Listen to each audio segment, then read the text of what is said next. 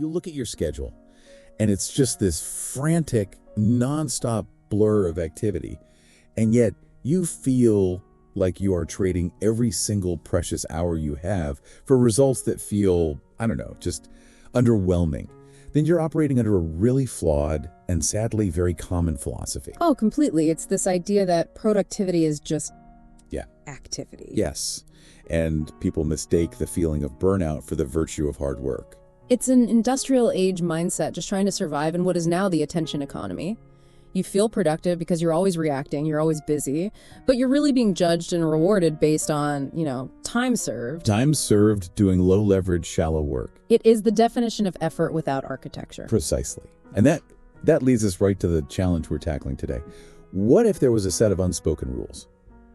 What if success wasn't about logging 50 hours a week instead of 40, but about mastering the rules of leverage and attention? What if you could flip that entire script and get, say, 80% of your results with only 20% of the grinding, stressful effort? That is the mission of this deep dive. We are talking about installing a new operating system for what we call life mastery. And it really does require synthesizing some extremely powerful systems-based philosophies that will let you generate, exponential returns on your time. And we are pulling from a massive stack of sources today. This is not just theory. We are integrating principles from these really radical high-leverage business philosophies. The core ideas from the 4-hour work week, the Pareto Principle. To mathematical certainty. Yes, exactly. And we're smashing that up against hard-nosed cognitive science that explains in detail why your phone and your inbox are actively trying to hijack your brain's most valuable asset. Your focus. Your focus. Yeah. And we're connecting that internal architecture to what's happening out there in the real world. Right, because it has to work in practice. So we're integrating critical data points on habit formation, these huge shifts in AI coding that are just collapsing technical barriers, and also the ethical demands that are now driving the digital and global wellness markets for 2025 and 2026. Our mission today is, it's straightforward. We are extracting the actionable blueprints. We want to show you exactly how to aggressively reduce meaningless work, how to physically and digitally engineer deep, protected focus, and most importantly, how to see where your authentic engagement generates the highest returns in this economy. This is all about building the infrastructure for high-leverage living. Let's do it. Okay, let's start with the architecture of autonomy. I think it all begins with this radical reframing of time and wealth. We have to start with the philosophy of the new rich. This is the core idea that just directly challenges the societal norm of working yourself into the ground for 40 years, saving every penny, and then hopefully, maybe, enjoying a retirement that may or may not ever happen. A retirement that society promises, but frankly, it rarely delivers in a meaningful way. It's become what a lot of people call fool's gold. It's a deferred life plan. You hoard all your enjoyment, all your freedom for this distant future when your health might be compromised, your energy is low. Your friends have moved on. Exactly. Your social connections might be fragmented. You sacrifice the best years of your life, your 30s and 40s, for the supposed comfort of your 60s. And the philosophy of the new rich just flips that completely. Instead of hoarding all your enjoyment, you strategically distribute it. They call them mini retirements. Mini retirements. I love that term. Yeah, so it could mean taking 2 months off every 3 years to travel. Or maybe working only 4 days a week so you can dedicate 1 full day to intense learning or a hobby you're passionate about.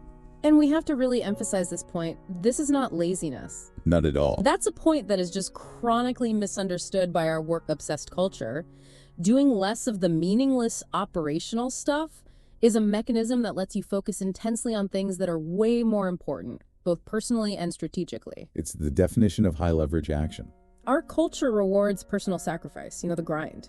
This new paradigm rewards personal productivity, which is just maximizing results for every unit of effort you put in. And the backbone, the actual math behind this whole philosophy is the Pareto Principle, the 80-20 rule. It's the universal law of the vital few. 80% of the effects or the results come from just 20% of the causes. It's the engine of leverage. And it's everywhere once you start looking for it. Oh, it is everywhere. 80% of your revenue comes from 20% of your clients. 80% of your happiness comes from 20% of your activities. 80% of your clutter the clutter is taking up just 20% of your space. Applying it is a process of Well, it's almost brutal subtraction. You have to be relentless. Okay, so if the 80-20 rule is the foundation, how do we actually implement it in our daily lives, in our businesses, like today? What are the immediate practical steps? Okay, the implementation really requires 4 immediate steps. First, look at your goals. You have to identify them and then cut or reduce them by a massive 80%. 80%? That sounds terrifying. It does, but you're focusing only on the vital few goals, that top 20% that are truly achievable and impactful. Most people just dilute their energy across way too many average goals. Second, look at your time. You have to aggressively block 20% of your work time and dedicate that entire block solely to those top 20% priorities and nothing else. So if you're a leader, that's like 3 or 4 hours a day of protected time. It is. Protecting the most important work first. That is absolutely essential. Okay, what's next? Then you apply it to your process, specifically to planning. Spend 20% of your project time planning the execution. We call this 20/80 planning. 20/80 planning. Yeah. If a project is going to take 10 days, you dedicate the first 2 full days to meticulous structure. You map out dependencies, identify failure points, define the scope.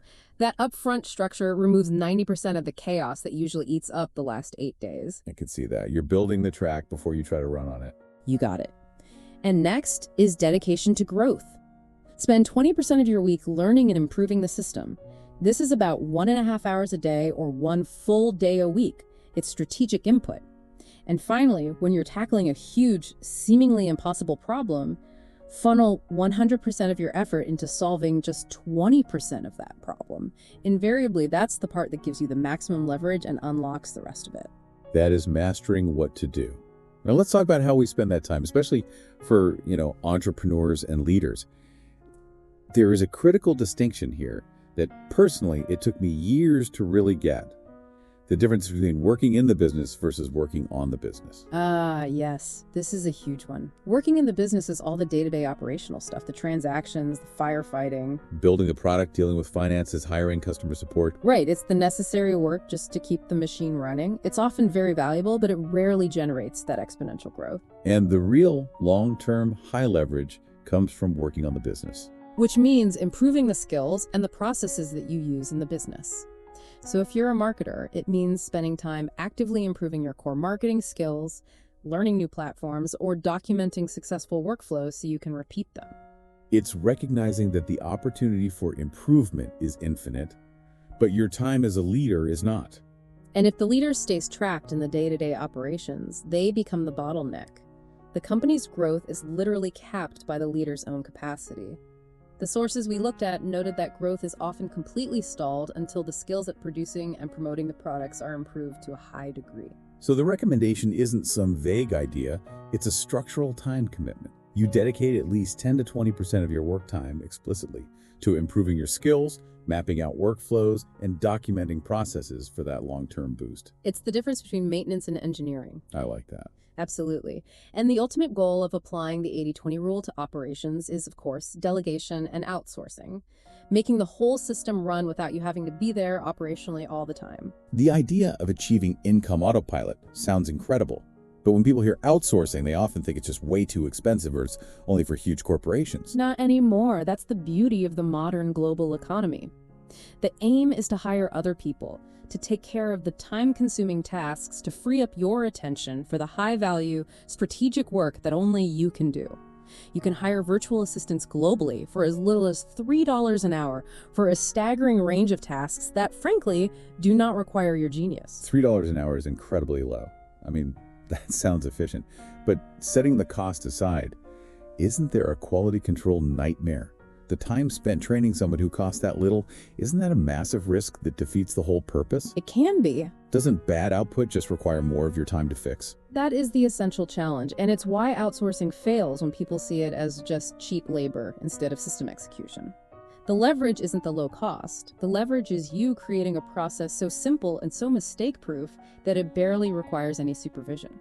So anything time-consuming and repetitive that you can write clear, visual, step-by-step instructions for is suitable. Precisely. So what falls under that umbrella? Yeah, give me some examples. The list is huge. Scheduling meetings, conducting web research, handling online purchases and returns, basic website maintenance, updating databases, managing social media updates, transcription services.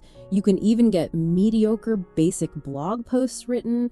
You can outsource design and engineering services and even video recording for spokesperson or talking head videos. But you hit the nail on the head earlier regarding quality. There are some gray area tasks. Oh, definitely. Like quality blog posts, for instance. It's exceedingly difficult for an external, inexpensive virtual assistant to capture your authentic brand voice and write truly great, insightful, high-caliber content. That usually remains a high-leverage task for you or your core team. And the source is at a major caution about a specific type of talent sourcing.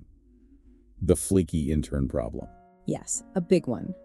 Hiring college students on the cheap might seem tempting as a form of delegation, but for every brilliant, highly motivated college student, you might find 5 who are flaky, unreliable, or just require excessive hand-holding. So the time you spend just searching for candidates and training them? It becomes such a tremendous time drain that it completely negates any potential cost savings. Your goal should be systems that run, not people you have to constantly manage. Okay, so let's say you do it.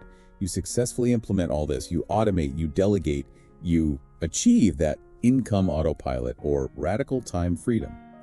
What happens next? The sources mentioned an unexpected complication that pioneers like Tim Ferriss have experienced. That is the psychological void. Once that immense pressure of daily operational necessity is removed and your income is decoupled from your time, people often experience this mental and psychological emptiness, that is. It's profoundly destabilizing. You've solved the external problem of time and money, but now you're just staring into the abyss of free time and you have no external demand on you. You literally don't know what to do with yourself. And managing this requires proactive success management, not just wealth management. It means you have to revisit these fundamental questions about your purpose and your meaning. The sources suggest using Maslow's hierarchy of needs as a framework. You've solved the base needs, right? Financial security, safety. Now you have to actively engineer the higher needs of esteem, belonging, and self-actualization. And the practical tool for confronting this void and defining that purpose is the Stoic exercise of fear setting.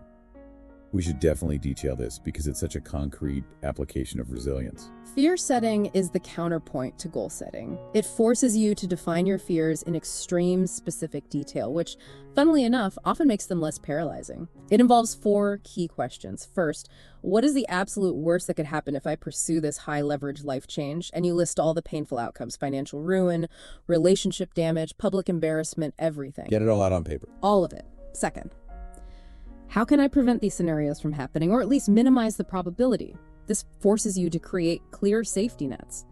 Third, if the worst-case scenario does happen, how can I repair the damage? This is huge because it reveals that most catastrophic outcomes are, in fact, reversible. And the 4th question, the most profound one, which ties right back to the 80-20 rule of life. It is. What is the cost of inaction? What is the cost of staying right where you are, stuck in that low-leverage grind? This question often reveals that the emotional and psychological cost of staying put, of deferring your life, is far greater than the risk of pursuing radical autonomy. It's an intense exercise. It is, but it forces you to define what truly matters when all the guardrails are gone. Okay, but solving the internal problem of the void can lead to a tricky external problem.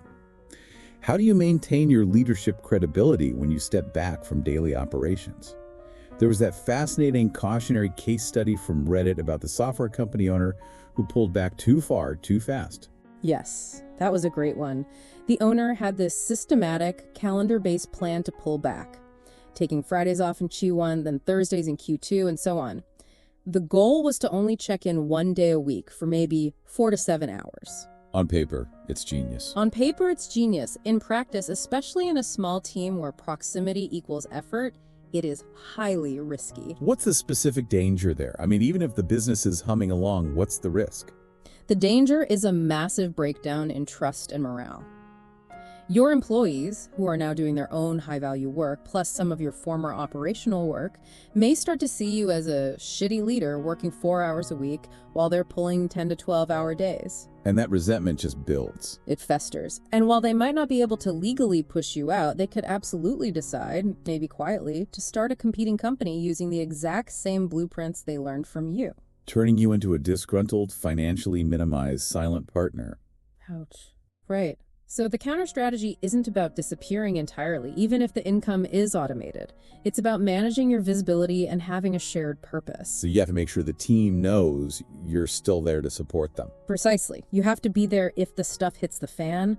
But more crucially, the team needs to be actively bought into your new pursuits. They need to understand that your freedom is ultimately designed to benefit everyone. Maybe you're doing high-level business development or finding new opportunities. It's about visible support and a shared vision, not total absence. So we've designed the architecture of autonomy. Now let's apply that same rigor to the architecture of attention. If the goal is high leverage, attention is the single most valuable, non-renewable resource you have. Unfortunately, we live in an attention economy where algorithms have effectively and deliberately weaponized curiosity. That phrase, weaponized curiosity, it resonates because it feels so intentional. And it is. It is. It exploits a fundamental human instinct. Our brains evolved to seek novelty because that instinct once drove survival. It helped early humans detect threats, find food, avoid danger. And that hardwired novelty-seeking mechanism is what's being exploited online. Every notification, every endless scroll, every red badge is an engineered invitation to distraction, tapping directly into that ancient survival instinct. So it's not just annoying pings, it's engineered for compulsion. And the psychological mechanism is surprisingly simple. The core mechanism is called variable reinforcement. It's the exact behavioral pattern that underlies compulsive behavior like gambling addiction. A slot machine for your brain. Exactly. The brain loves predictable outcomes. If you do X, you get Y. But when rewards, like notifications or likes, are delivered unpredictably, sometimes you get a huge dopamine hit, a great comment, sometimes you get nothing, they produce the strongest behavioral grip. We become trained neurochemically to prefer stimulation. The random ping, the refreshing scroll over productive, deep stillness. The brain gets hooked on the anticipation of the reward even more than the reward itself. And the cumulative result is this pervasive state of cognitive overload, where our brains adapt to the chaos by just constantly skimming and switching. It feels like you're being productive, like you're managing everything, but in reality, it's silently fragmenting your attention and measurably degrading your memory and comprehension. Coverage masquerades as control. Leaders, especially, absorb this load first and longest, trying to keep up with every email, every chat. The systems we operate in reward those who skim and react and refresh, forcing the brain into this state of fragmented, low-leverage attention. So we desperately need structural firewalls against this distraction because relying on sheer emotional willpower is just a losing strategy. My first piece of advice is simple but brutally effective, and it's something I struggle with every single day. Minimize your browser tabs. That is such a critical starting point. That sea of open tabs, the 15 icons just staring back at you. It's visual chaos. It imposes an exponential cognitive load. Each tab is a reminder of an unfinished task, draining your bandwidth even when you're not looking at it. The solution has to be architectural, not emotional. Right. And the simplest, but also the hardest firewall to build is against email and messaging interruptions. The realization of how much time I was wasting constantly checking email, always hoping some big opportunity would land, was a huge wake-up call. You have to keep email closed at all times. And this discipline applies to all your communication streams. Think of it as setting boundaries. There was a fantastic case study that demonstrated the power of scheduled communication. By batching responses to texts and messages at set times like 11 a.m. and 4 p.m. The number of messages they got actually went down. It went down dramatically over time because people learned the person wasn't instantly available. They adjusted their expectations and they filtered out their own lower priority messages. You set the tone for your correspondent, not the other way around. And what if someone persists in sending you those marathon emails that take an hour to read? You have options. You can skim it for the 3 major takeaways, then politely reply and say that due to a high workload, you only answer long emails at the end of the week. Short, concise emails get answered quickly. Or you just ask them to rephrase it. Right. Sometimes you just need to reply and ask them to rephrase it into 3 bullet points because you didn't have the bandwidth to absorb such a long message. You're teaching them better habits. And this discipline, it extends to the physical environment too. We focus so much on the digital, but the physical space can be just as destructive to focus. Critically so. Open office spaces or co-working spaces should be avoided at all costs if your work requires deep concentration. Every conversation, every phone beeping, every colleague walking past you, even if you're wearing NASA-level noise-canceling headphones. It still breaks your concentration. It does. Your concentration is broken and your cognitive effectiveness plummets because your brain has to constantly monitor the environment for intrusion. It's not just the noise, it's the cognitive load of monitoring. So what's the solution? The best solution is working outside of typical hours late at night or early in the morning, or finding a physical location that is absolutely immune to interruption. But the ultimate architectural weapon against digital compulsion is friction. I love that idea. Using friction as a tool. Complexity is not the enemy. Unconscious convenience is. Exactly. Add deliberate, engineered resistance against unwanted behaviors, like blocking time-wasting websites with an app like FocusMe, or putting your phone in a drawer across the room. And conversely, you remove friction for the desired behaviors. If you make accessing social media a tedious 2-step process requiring a password or physical walk to get the device, you neutralize that impulsive 5-second urge that typically triggers a 20-minute rabbit hole.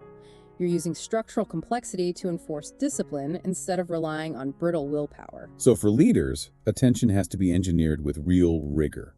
It requires what the sources called an operating system for focus. Leaders have to design what are called focus corridors, daily time blocks that are absolutely immune to interruption.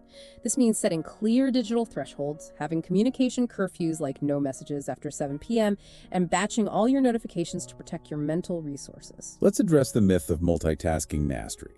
It's just such a persistent lie we tell ourselves. It's cognitive theater. That's what it is. It gives you the illusion of momentum and competence, but it's just inefficient design. Every time you switch tasks from writing to email to a phone call, you pay an attention tax. You lose time reorienting, reloading the task into your working memory, and regaining momentum. So leaders who enforce context stability. They outperform those who constantly chase flexibility, hands down. And finally, that pervasive feeling of being constantly miserably busy.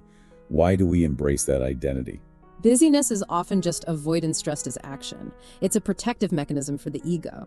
The constant activity protects your mind from the silence and stillness that would inevitably reveal the hard choices, the uncomfortable strategic priorities, and the inconvenient truths you need to deal with. So the leaders who succeed aren't the busiest ones.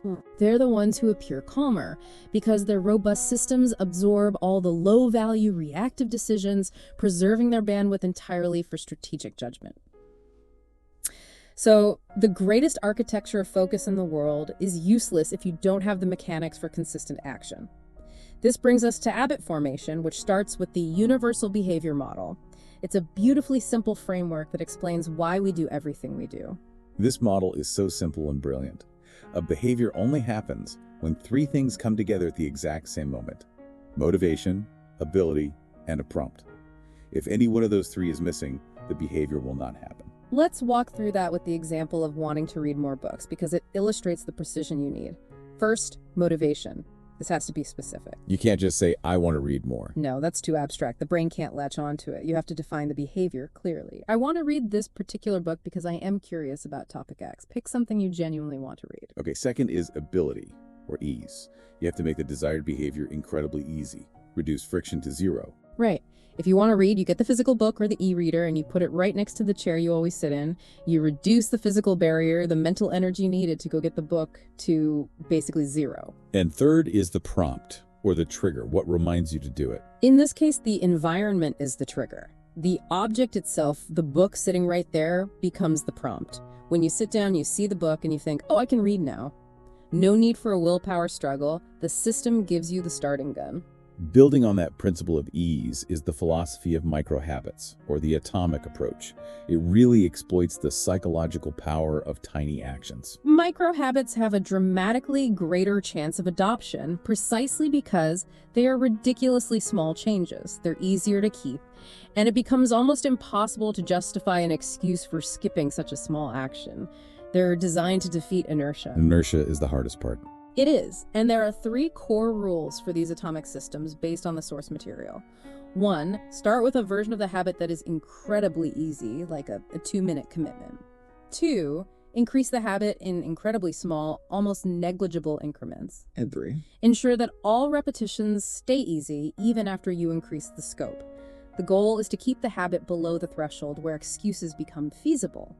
So instead of declaring you're going to run 5 miles, you just lay your gym clothes out the night before. That is the habit. Exactly. The running is the bonus. Or maybe you drink 1 full glass of water before you even reach for a snack. Or you read 3 pages of a book before you turn on the TV. It's the small, non-negotiable step that snowballs. That's the psychological genius of it. You kept your promise today, which proves to your brain that you are a consistent person. It reinforces your self-identity. And tying it back to the behavioral model, specificity is so key. Saying, after I sit in this chair, I will read this book, is radically more effective than the abstract goal of read more. The brain needs that clear, specific, location-based connection. And the final, critical step in the reinforcement loop is the one people always skip: celebration.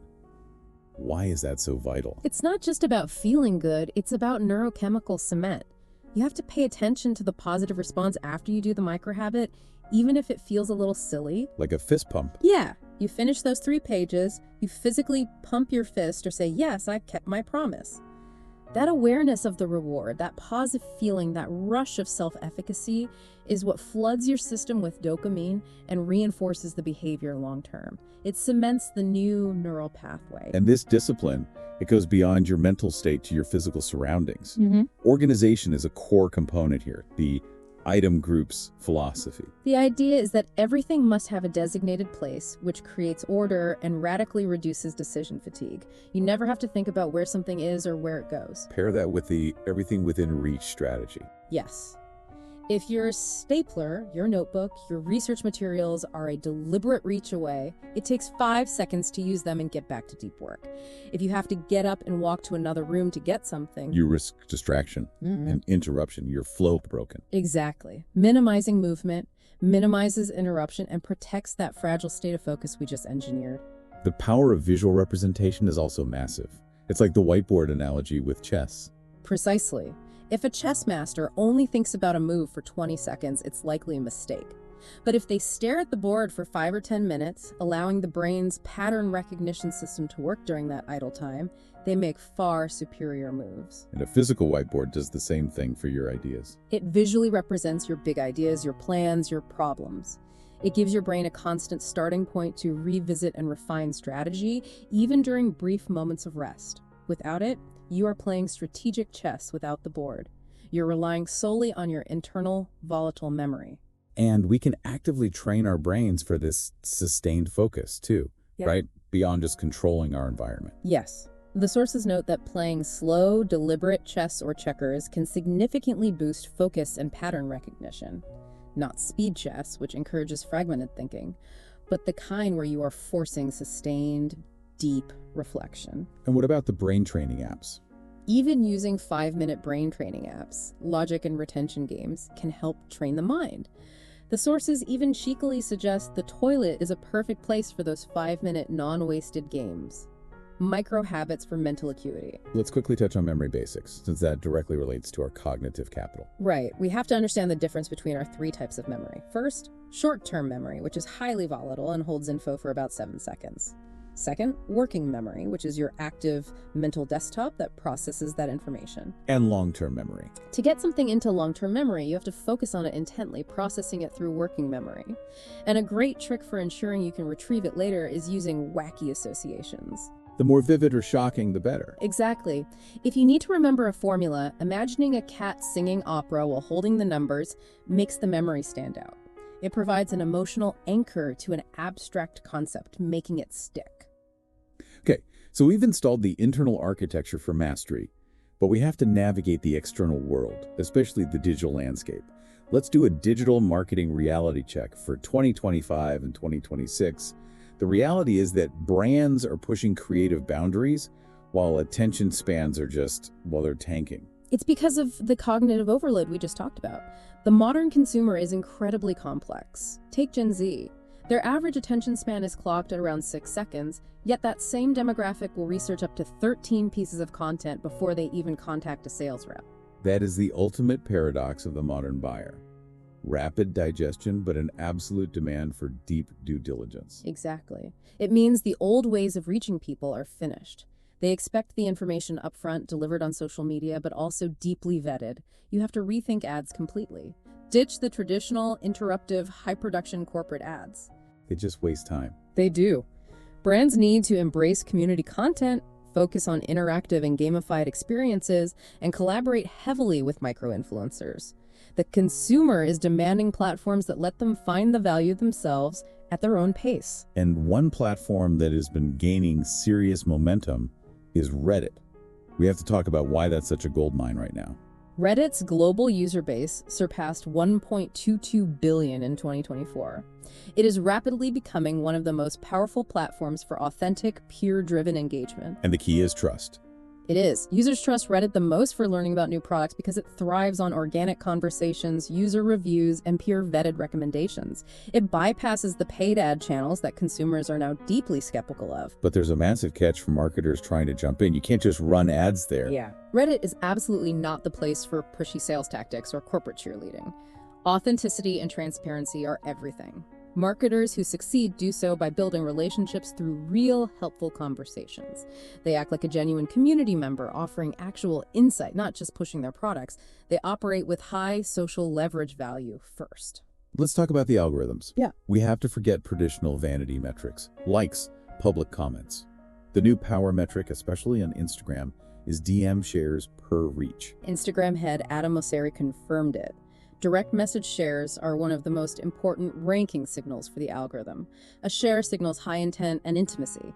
You trust the content enough to privately send it to a friend. It plays a far more crucial role in visibility than likes or comments, which can be easily gained. Totally. So the actionable strategy here is to pivot your content.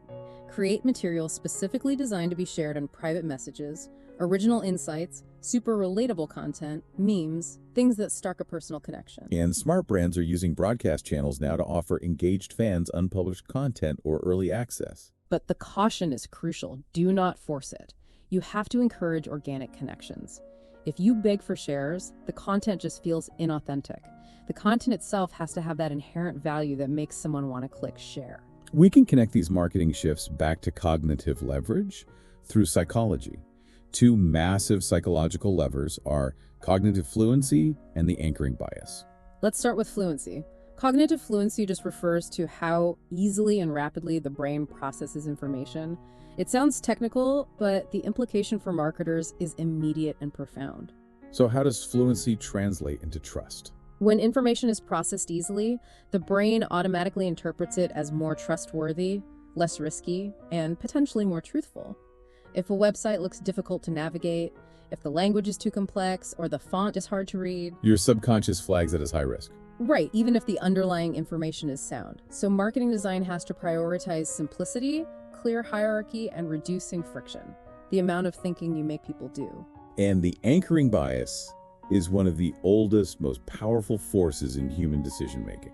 It's used in every negotiation on the planet. It is. It's the fact that the brain relies on the very first piece of information it gets, the anchor, to evaluate all subsequent information. This first number sets the scale. And in marketing, smart pricing exploits this by manipulating that scale. They often start by presenting the most expensive ultimate package first to set a high anchor price. Once your brain is anchored to that high figure, the product they actually want you to buy, the mid-tier, immediately seems like a far more reasonable, even discounted alternative. And the startling implication from Dan O'Reilly's experiments is that the anchor can be based on absolutely nothing relevant. Let's detail that experiment because it's so powerful. In O'Reilly's research, subjects were asked to write down the last 2 digits of their social security number before valuing an item, like a bottle of wine. Totally irrelevant data. Completely. But those who wrote down higher numbers consistently valued the products higher than those who wrote down lower numbers. The brain just grabs the first available number to set the scale. That is profound. It means understanding the invisible structure of decisions is the ultimate form of marketing leverage. And finally, in the tech sphere, the rise of AI coding is collapsing barriers faster than anything we've seen. Specifically, the emergence of vibe coding or programming by intent by 2026 is a massive, high-leverage opportunity for non-technical creators. This is a huge fundamental shift. It's moving away from writing syntax, the if statements, the API calls, to simply describing your intent in natural language and letting the AI handle the mechanics. Exactly. You just describe your desired app. Build a mobile-friendly expense tracker with Google Login and a bar chart of monthly spending. The AI agent then creates the project files, selects the frameworks, wires the database, and handles deployment. The complexity is absorbed by the machine. The barrier to shipping software has collapsed. The sources note that people with zero prior coding experience are now shipping working products in a single weekend. And this opens up the Microsoft's opportunity software as a service for niche audiences.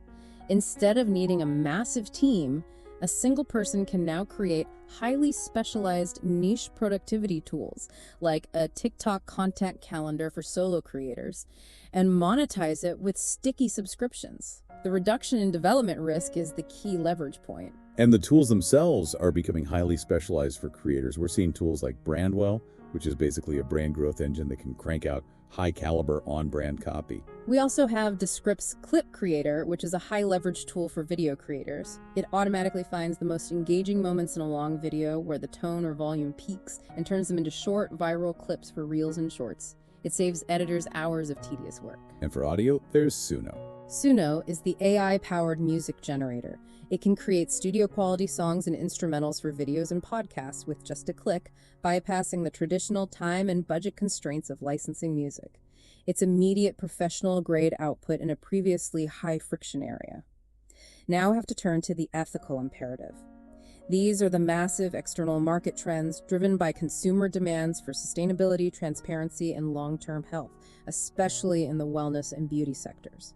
This is where ignoring consumer values becomes a high-risk, low-leverage move for any modern business. This shift toward the natural ingredients revolution in skincare is not a fleeting trend. It's a structural re-engineering of the industry. Brands can no longer rely on vague marketing claims. They have to demonstrate a genuine, transparent commitment to safety and well-being. A single misstep, using harsh preservatives, synthetic fragrances, untested chemicals, can quickly lead to massive reputational damage. This is driven in part by a growing awareness around hormone health, specifically concerning endocrine-disrupting chemicals or EDCs. And what are those EDCs and why are consumers so concerned about them? EDCs, like parabens, BHA, and BHT, are found in some synthetic products. The concern is that they can mimic estrogen and disrupt the delicate balance of male and female hormones, which could lead to long-term health issues. Consumers are demanding safer, nature-derived alternatives. So brands are proactively replacing them. Yes, with things like vitamin E as a natural antioxidant, neem oil and tea tree oil for their antimicrobial properties in oil-based formulas, and moving to essential oil blends for fragrance, despite the higher cost. Let's look at the hot ingredients driving the consumer side, starting with the massive skin barrier boom. It has over 9 billion views on social media and shows a demand for deep resilience over superficial correction. Consumers are actively seeking resilience.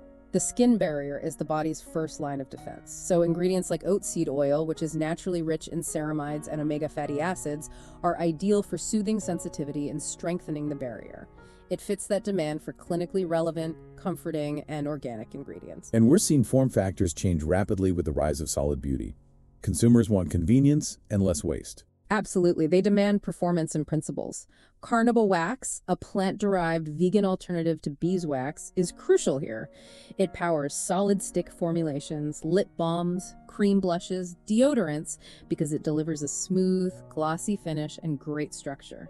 It aligns elegance with sustainability. Another fascinating trend is therapeutic laziness. It sounds contradictory, but it's actually about high-leverage wellness. It's not about neglect. It's about choosing simplicity and maximal effectiveness. It's a shift away from overwhelming 10-step routines toward highly concentrated, high-quality products, think balms, mists, and creams, that prioritize quality over quantity. The products are so good they work while you relax, making self-care sustainable with minimal effort. And keep an eye on the banana trend as an indicator of the move toward comfort luxury. Organic banana infused in sunflower oil offers skin softening and antioxidant benefits. Its appeal is rooted in this comfort luxury and gender-inclusive beauty movement. It provides a subtle, nourishing experience that isn't overtly feminine or heavily scented, appealing to a broader demographic seeking gentle, high-quality, recognizable ingredients. Let's talk about the environmental side. Sustainability is no longer a niche, it's a mandatory focus. Companies are pushing for zero waste by creating circular production processes. They're recycling byproducts, like using rosehip shells exfoliant, a fantastic natural scrub after the seed oil extraction is done.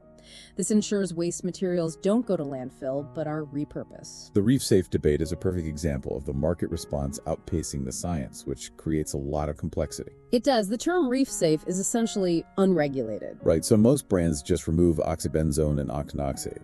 Correct. But reputable scientists caution that early studies linking sunscreen to coral damage were methodologically flawed, and that global warming and climate change, not sunscreen, is the dominant driver of reef degradation.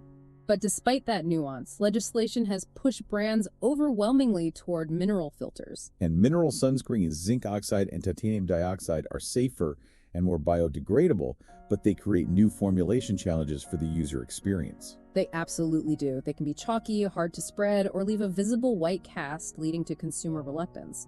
To overcome this, formulators have to lean heavily on high-quality emollients like jojoba oil or shea butter to improve the skin feel and spreadability. Finally, we need to acknowledge the massive growth in the male grooming market. This isn't a side market, it's a critical, high-leverage area for entrepreneurs. The numbers are huge. The global men's personal care market hit $90.1 billion in 2024 and is projected to reach $115.3 billion by 2028. This is explosive growth. Men are moving beyond just repackaged women's items. They want specialized products for scalp health, clean ingredients, and intimate hygiene, which is now being reframed as vital self-care. Is there still a sustainability gap in that market? There is. Over a third of men consider sustainability when they buy, but many lack the knowledge on how to incorporate eco-friendly products. This highlights a crucial need for brands to provide clear, actionable education. It's a huge content opportunity. Then what are the key ingredients driving the men's self-care space, particularly for beards? Search interest in natural beard oil is at an all-time high. Brands are using ingredients like hemp seed oil, which is lightweight and non-greasy, and marula oil, which is packed with antioxidants and reduces frizz. It's all about sophisticated formulation meeting high ethical standards. Wow, we have covered so much ground today. We started with the architecture of autonomy and the tremendous leverage of the 80-20 rule, moved through the internal architecture of engineered focus and habit formation, and then explored the external realities of marketing psychology, AI coding, and the ethical demands of the modern consumer. The common thread across every single system we talked about, the 80-20 rule, the focus corridor, the delegation system, the micro habit, is that systems, not sheer brute force effort, lead to mastery. You have to build the track before you run the race. Which brings us to the ultimate paradox of this high leverage living and the final unspoken rule. It is the paradox of discipline and liberation. Freedom without focus is chaos. If you remove the guardrails and constraints of external demand, your mind, governed by variable reinforcement, just drifts into reactive consumption and shallow work. So constraint is not confinement. It is the structural support, the skeletal framework of autonomy that sustains velocity. True liberty exists only inside a system strong enough to hold it. This entire deep dive has been about the unspoken rules of competence. But the final unspoken rule of mastery is that competence scales through replication, not rhetoric. You can't just know these systems, you have to run them. The system needs to become infrastructure. So we'll leave you with one final provocative thought and a creative call to action based on the 80-20 rule itself. If you found the 80-20 rule interesting, apply it to this channel. What are the 20% of actions you can take right now to maximize your personal mastery? If the idea of engineering your focus corridors and eliminating distraction makes you feel 80% more powerful, like this deep dive, let the algorithm know this content has high leverage. If you're ready to start building that skeletal structure of autonomy, comment and share the one micro habit, no excuses, that you are starting today. Make that public commitment.